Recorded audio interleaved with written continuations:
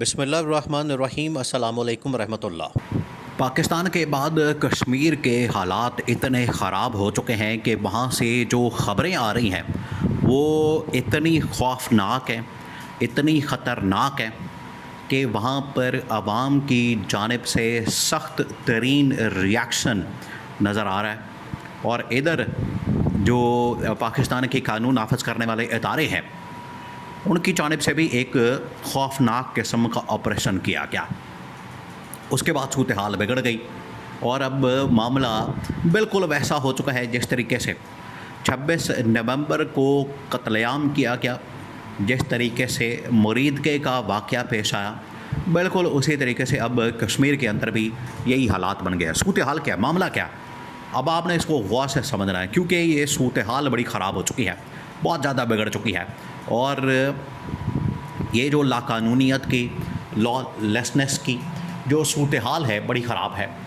دیکھیں، آج سے کچھ عرصہ پہلے کشمیر کے اندر یہ آزاد کشمیر کے جو انتخابات ہیں وہ آنے والے دنوں میں ہونے ہیں، اور ابھی گلگت بلتستان کے انتخابات ہوئے ہیں۔ یہ دو پاکستان کے ایسے علاقے ہیں، ٹیریٹری ہیں، جو کہ پاکستان سے بالکل الگ ہیں، اور ان کے پاس ایک انڈیپینڈنٹ اسٹیٹس ہے، گلگت بلتستان کے اندر بھی اور آزاد کشمیر کے اندر بھی۔ کچھ عرصہ پہلے کشمیر کے اندر ایک بہت بڑا احتجاج ریکارڈ کیا گیا، بہت بڑا احتجاج تھا، وہ پوری دنیا کے اندر کور کیا گیا، سوشل میڈیا کے اوپر اور باقی ٹی وی چینلز کے اوپر ہر جگہ پر کور کیا گیا۔ اس کے اندر کچھ ڈیمانڈز تھی، کچھ مطالبات تھے جو کہ سامنے رکھے گئے کشمیر والوں کی جانب سے۔ ایک جوائنٹ ایکشن کمیٹی کے نام سے انہوں نے ایک نمائندہ تنظیم بنائی تھی، انہوں نے تقریباً کچھ 40-50 ڈیمانڈز رکھیں، جس میں وہاں کے حقوق کو پورا کرنے کی ڈیمانڈ کی گئی۔ پبلک ڈیمانڈز تھیں، پبلک باہر نکلی، انہوں نے اس کو ڈیمانڈ کو پورا کرنے کے لیے پھر ایک چارٹر کے اوپر سائن کر لیا۔ اب وہ کچھ عرصہ گزرنے کے بعد ان کی وہ جو ڈیمانڈز، فرمائشیں، ان کے جو مطالبات تھے پورے نہیں کیا جا رہے۔ اس مسئلے کو لے کر لوگ وہاں پر نکل آئے ہیں۔ دیکھیں، آج بھی وہاں پر جو سپورٹ ہے وہ عمران خان کو حاصل ہے۔ نون لیگ اور پیپلز پارٹی وہاں پر جو کنٹرول حاصل کرنا چاہتے ہیں، یا انکلوڈنگ اسٹیبلشمنٹ۔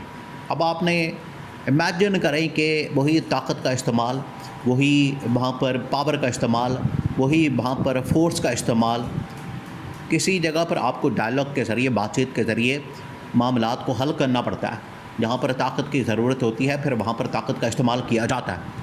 لیکن یہاں پر جو نون لیگ کی گورنمنٹ ہے، جس میں رانا ثناءاللہ اور اس کے علاوہ اور اس طرح کے جتنے وزیر مشیر ہیں، وہ صورتحال کو مزید اشتعال دلا رہے ہیں، صورتحال کو مزید وہ خراب کر رہے ہیں، کہ وہاں یہ اسٹیٹمنٹ دے کے پبلک کے اندر آ کے رانا ثناءاللہ یا باقی لوگ کہ ان کو ٹھوک دینا چاہیے، ان کو ٹانگ دینا چاہیے، ان کے مطالبات کو پورا نہیں کرنا چاہیے۔ جب آپ خود مان رہے ہیں کہ آپ نے ان کے مطالبات کو پورا نہیں کرنا، تو پھر لوگ کیا کریں گے؟ لوگ پھر ریاکشن دیں گے، لوگوں کی جانب سے رد عمل آئے گا، لوگوں کی جانب سے جو رد عمل آ رہا ہے اب اس کو کنٹرول کیسے کیا جائے؟ پھر اب ہوا یہ کہ وہاں پر کچھ لوگوں نے پہلے ڈیمانڈز کو پورا کرنے کی بات کی، اور انہوں نے کہا کہ اگر یہ نہ کیا گیا تو پھر ہم احتجاج کریں گے۔ وہاں پر پھر لوگوں نے راولہ کوٹ کے اندر، آزاد کشمیر کے اندر حملہ کر دیا CMS ہاسپٹل کے اوپر۔ اب یہ براہ راست ایک اسٹیبلشمنٹ کے اوپر حملہ تھا، یہ بھی مسئلہ ہے۔ اب لوگ یہاں پر یہ کہہ رہے ہیں، جس طریقے سے PTI نے، عمران خان نے پاکستان کے اندر 9 مئی کا واقعہ کیا، اور 9 مئی واقعے کے اندر جس طریقے سے یہاں پر اداروں کے اوپر حملہ کیا گیا، GHQ کے اوپر حملہ کیا گیا، کور کمانڈر ہاؤس کے اوپر حملہ کیا گیا، ISI کے دفتروں کے اوپر حملہ کیا گیا، یہ جو 9 مئی کا واقعہ پاکستان میں کیا گیا اور اس کا الزام PTI عمران خان کے اوپر ڈال دیا جاتا ہے، سیم یہی واقعہ دہرایا گیا ہے کشمیر کے اندر، آزاد کشمیر کے اندر، اور وہاں پر انہوں نے راولہ کوٹ میں CMH ہاسپٹل کے اوپر حملہ کر دیا۔ حالات بگڑ گئے، وہاں پر تقریباً کوئی 4 ایسے اہلکار لا انفورسمنٹ ایجنسیز کے، رینجرز کے، FC کے شہید کر دیا گیا۔ اب معاملہ تو خراب ہونا تھا، یہ تو آپ سمجھیں کہ یہ تو چنگاری لگ گئی۔ اس کے بعد پھر آپریشن کیا گیا، اور وہاں پر تباہی، بڑا خوفناک قسم کا، جس کی ویڈیوز، جس کے فوٹیجز، جس کے تمام سین اتنے خطرناک سامنے آ رہے ہیں کہ آپ تصور نہیں کر سکتے۔ تو یہ اب سارا معاملہ ہو گیا۔ دیکھیں، نون لیگ اور پیپلز پارٹی کبھی بھی، یہ جو ان کی گورنمنٹ ہے، حکومت ہے پچھلے 2-2.5 سال سے، انہوں نے پاکستان کے اندر بھی اور وہاں بھی ہمیشہ طاقت کے زور پر، فورس کے ذریعے، طاقت کے ذریعے مسئلے کو حل کرنے کی کوشش کی، ڈائلاگ یا بات چیت کے ذریعے نہیں۔ یہ ان کا سب سے بڑا مسئلہ۔ اب یہی پی ٹی آئی کو دبانا چاہتے ہیں، عمران خان کو بھی اسی طریقے سے کنٹرول کرنا چاہتے ہیں۔ اب عمران خان تو کنٹرول نہیں ہو سکتا، اور اسی طرح سے آزاد کشمیر کے لوگ ہیں وہ کنٹرول نہیں ہو سکتے، آپ ان کو کنٹرول نہیں کر سکتے۔ ہر جگہ پر ایک جیسا آپ کو ماحول نہیں ملے گا، ہر جگہ پر آپ کو ایک جیسا معاملہ نہیں ملے گا۔ وہاں پر لوگوں نے ریاکشن دیا، رد عمل آیا، تو یہ بڑا خوفناک معاملہ ہے۔ اس کی وجہ یہ ہے، ایک تو ہے انٹرنل سچویشن کہ وہاں پر حالات کو خراب کیا گیا، وہاں پر کسی وقت بھی ریاکشن آ سکتا ہے۔ اور پاکستان میں خیبر پختونخوا، بلوچستان، یہ دو ایسے صوبے ہیں جہاں پر عوام آلریڈی بڑی خلاف ہے۔ اب یہاں پر بھی اگر آپ لوگوں کو اپنے خلاف کر لیں گے، انڈیا کو تو ایک موقع مل جائے گا، انڈیا کو تو وہاں پر پینیٹریٹ کرنے کا۔ دیکھیں یہی کام تھا انڈیا نے جو کہ بنگلہ دیش کے اندر کیا تھا، وہاں پر لوگوں کے ریاکشن کی وجہ سے انڈیا نے وہاں پر پینیٹریٹ کیا اور بنگلہ دیش کی عوام کو اپنے ساتھ ملا لیا، وہاں پر پھر بغاوت ہو گئی، اور اس طرح سے پاکستان کا دو ٹکڑے کر دیا گیا، پاکستان کا یہ حال کر دیا گیا۔